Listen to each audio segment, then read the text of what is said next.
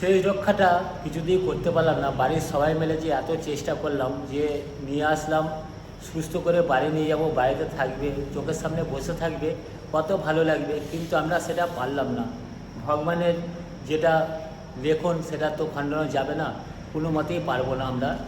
দেখো ভগবানের কী নীলাখেলা, সারাক্ষণই থাকলাম পাশে বসে, জল খাওয়ালাম, ওষুধ খাওয়ালাম, তারপরে চাদরটা চাপা দিয়ে দিলাম, দিয়ে বললো আমার শীত লাগছে, জ্বালাটা বন্ধ করে দাও, সেটাও আমি জ্বালাটাও বন্ধ করলাম। 10টা মিনিটের মধ্যে এই বারান্দাটাতে আমি এসেছি, 10টা মিনিটের মধ্যে। দিয়ে আমাকে সবাই ডাকতে এসে, সারদা ছুটে আসো, তোমার শ্বশুর কেমন করছে, আমরা 4জনা মিলে আটকাতে পারছি না। ছুটে গেলাম, ওই যে ঘরের মধ্যে যে গেটটা আছে ওই গেটটা পার হতে পারিনি আমি, তখন গিয়ে আর জ্যান্ত মুখটা দেখতে পারিনি, তখন গিয়ে দেখি আমার শ্বশুরমশাই দেহ রেখেছেন। তো এখন এসছি হসপিটালে, আমি এসছি, আমার ভাগ্নে এসছে, ভাগ্নের কিছু বন্ধুবান্ধবরা এসছে, এখন শরীর সমস্ত করা হচ্ছে বডিটাকে নিয়ে যাওয়ার জন্যে।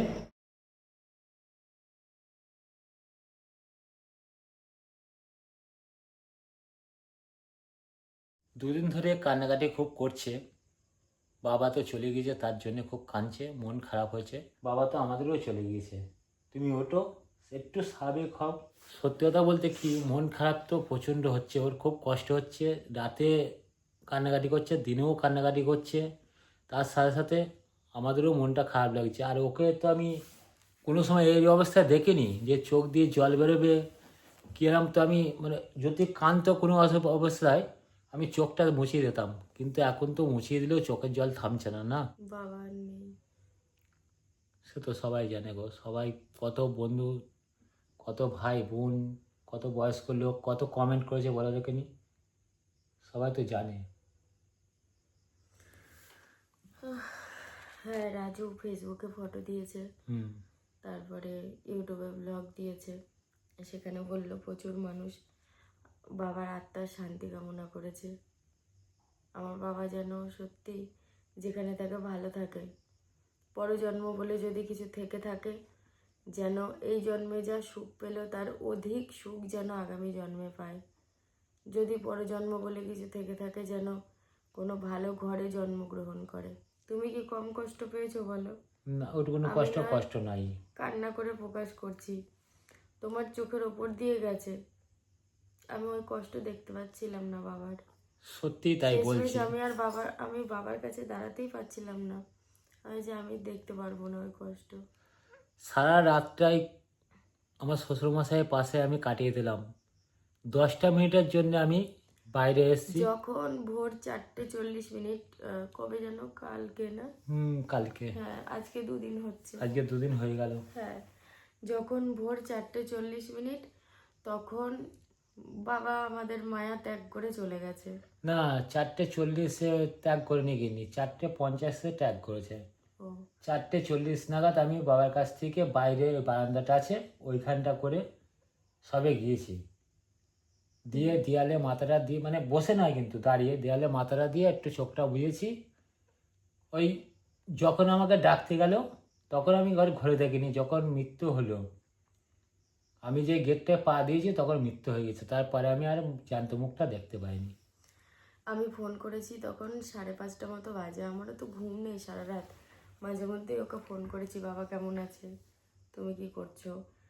দিয়ে আমাকে আমার কথার উত্তর দিল না, যেই বলেছি বাবা কেমন আছে। বলছে রাজু ফোন ধরছে না কেন। তখনই না আমার বুকের ভিতর কট করে উঠেছে, যে আমার কথার উত্তর দিচ্ছে না, রাজু ফোন ধরছে না কেন জিজ্ঞাসা করছে। দিয়ে আমি আবার জিজ্ঞাসা করলাম বাবা কেমন আছে, ও ফোনটা কেটে দিল। তখন আশা করি আমার আর বুঝতে কোনো অসুবিধা থাকে না। তোমাকে তো রাতে 2টোর সময় কথা বললাম হ্যাঁ, না। 2:10 ফোন করেছে, হুম। বলছে কি গো তুমি ঘুমিয়েছো, আমি বললাম এই তো শুয়ে আছি। বলছে তুমি নিশ্চিন্তে ঘুমাও, তোমার বাবা ভালো আছে, সাধারণভাবে নিঃশ্বাস নিচ্ছে। ও তখন দেখেছে পুরো স্বাভাবিক। সত্যি কিন্তু তাই বন্ধুরা, মরার আগে যে মানুষ সুস্থ হয়ে যায়, ভালো হয়ে যায়, আমি কিন্তু আমার লাইফে প্রথম দেখলাম। যেরকম ভালো মানুষ বাড়িতে ঘুমাতো ঠিক সেরমভাবেই ঘুমাচ্ছিল। আমি আবার আমাদের কিছু পরিচয় আছে, তাদের ডেকে নিয়ে গেলাম, তারপরে তারা আবার ডাক্তারবাবুকে ডেকে নিয়ে এলো, বললো সত্যি ভালো আছে সায়নদা, কিন্তু ভোরবেলা পর্যন্ত টিকাতে পারলাম না। বাবাকে ছোটবেলা থেকে দেখে এসেছি, বেশি কাছে পাইনি। বাবা বাড়িতে থাকতো না দূরে থাকতো, বাবা অসুস্থ হওয়ার পর বাবাকে কাছে পেয়েছি, আমার বাড়িতে এনে চোখের ওপর রেখেছি। তারপরে কালকে বাবাকে পুড়িয়ে ছাই করে গঙ্গার জলে ভাসিয়ে দিয়ে এসেছি। বলেছি ওই পার তোমার, এই পার আমার, তুমি পার হয়ে যাও। তাও তো তুমি 33 বছর বাবাকে দেখতে পেয়েছো গিন্নি। আর আমার বয়স যখন 12 বছর তখন আমি বাবাকে হারিয়েছি। তাই তোমার থেকে তো অনেক কম দেখেছি। তবু এটা কিন্তু আস্তে আস্তে ভুলতে হবে, নিজেকে স্বাভাবিক করতে হবে, পাঁচজনের সাথে কথা বলতে হবে। সারাক্ষণ কাঁদলে কিন্তু কষ্টটা বাড়বে, কমবে না। সবার সাথে কথাগুলোকে শেয়ার করতে হবে। তোমাদের একটা কথা বলি, আমার যখন বাবা মারা গিয়েছে তখন আমি খুব ছোট, নিজে হাতে কাজটাও করতে পারিনি। আর আমাদের অর্থ সেরকম ছিল না, চাই চিন্তেই কিন্তু কাজটা করা হয়েছিল।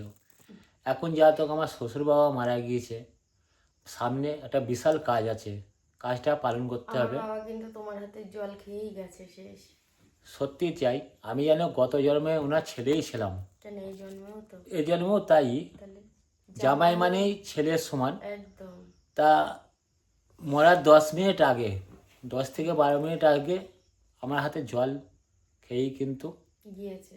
আর ভগবানের মনে হয় এইটাই সৃষ্টি যে সামনে যদি কেউ থাকে হয়তো জীবনটা যায় না। নাহলে আমি 10 মিনিটের জন্য কেন বাইরে যাব, কি কারণে যাব? আমার তো কোনো কাজই নেই। আর কিছুক্ষণ পরে সকাল হয়ে যেত, আমি বাড়ি চলে আগের আসতাম। দিন যখন মানে পরশু দিন রাত্রেবেলায় আমি বাড়ি আসলাম, বাবাকে দেখে বাবাকে ডেকে বলছি বাবা আমি বাড়ি যাব, না না দিয়েই সাথে সাথে বলছে হ্যাঁ। মানে বাবা কখনো চাইতো না যে আমি মানে বাবার কাছে থাকি, সংসার ফেলে আমার যাতে ক্ষতি হয়, অসুবিধা হয়। আমার অ্যাক্সিডেন্ট হলো বাবাকে ভর্তি করার দিন, সেটা শুনেও খুব আফসোস করেছে। তবে বন্ধুরা একটা কথা বলবো, আমার শ্বশুরমশাই এত অসুস্থ ছিল, তবে কিন্তু মনের জোরটা কিন্তু প্রচণ্ড ছিল। ভীষণ। কোনো সময় যে ওর শরীর খারাপ হয়েছে জানতেই দিইনি আমাদের কাউকে। বাড়ির সবাই গিয়ে বলেছে তুমি সুস্থ হয়ে যাবা, বাড়িতে যাবা। আচ্ছা আচ্ছা বলে সম্মতি জানিয়েছে। যখন বাবাকে আমি নিয়ে গেলাম নিজে, তো তখন বাবাকে ভালো অবস্থায়, জীবিত অবস্থায় নিয়ে গেলাম। কালকে যখন গাড়ি থেকে নামাচ্ছে আমি আর আমার মধ্যে নেই। আমার এটা ভাবতে গিয়ে বুকটা ছিঁড়ে যাচ্ছে কষ্টে, যেই মানুষটাকে আমি বাড়ি থেকে বের করলাম। জানি সবাই আমায় বুঝাচ্ছে, বাড়ির সবাই বলছে বৌমা তুমি এত ভেঙে পড়ো না, এটা স্বাভাবিক। মা বাবা কেউ, তুমি আমি, পৃথিবীর কেউ সারা জীবন বাঁচবে না। কেউ বাঁচবে না। তবু আমি না ভুলতে পারছি না। কেন ভুলতে পারছি না? নিজের হাতে আমি স্নান করিয়েছি গঙ্গার ঘাটে, নিজের হাতে মুখাগ্নি করেছি, নিজের হাতে সব কিছু করেছি, তুমি কিন্তু তো বাড়িতেও তো বাবাকে স্নান করিয়ে দিতে না? সে চান আর এই চানের মধ্যে অনেক পার্থক্য আছে। সত্যি কথা বলতে কি জানো, এই বাড়িরও মন মেজাজ কারোরই ভালো নেই। সবাই কিন্তু শোকে ফেটে পড়ছে।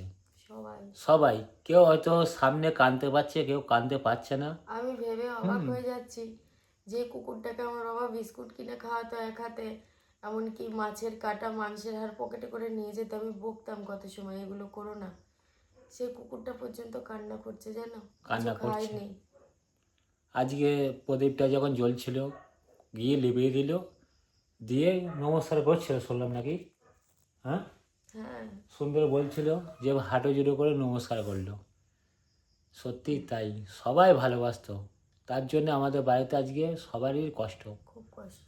বাবা তো শুধু চলে যায়নি, বাবা অনেক বড় দায়িত্ব দিয়ে গেছে। বাবার কাজ রয়েছে সামনে।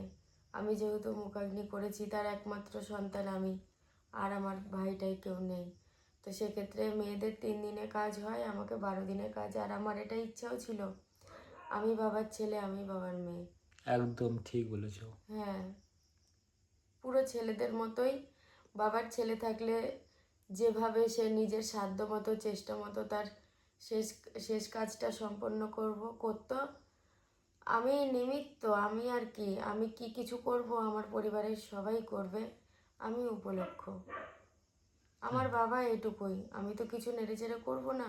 সবাই সবার সহযোগিতায়, আমার ভাসুর থেকে শুরু করে যত আমার শ্বশুরবাড়ির তরফের আত্মীয় স্বজন আছে, আমার বাপের বাড়ির লোকজনও আছে, তারা এসে সব চলে গেছে, আবার সেই টাইমে আসবে। এবার দেখো বাড়ির মানুষরাই বেশি কাজ করে, এই বাড়িতে যারা আছে সবাই মিলে বাবার কাজ উদ্ধার হবে। আর আশীর্বাদ করো আমার শ্বশুর মশাই যেখানেই থাকুক যেভাবেই থাকুক ভালো থাকুক।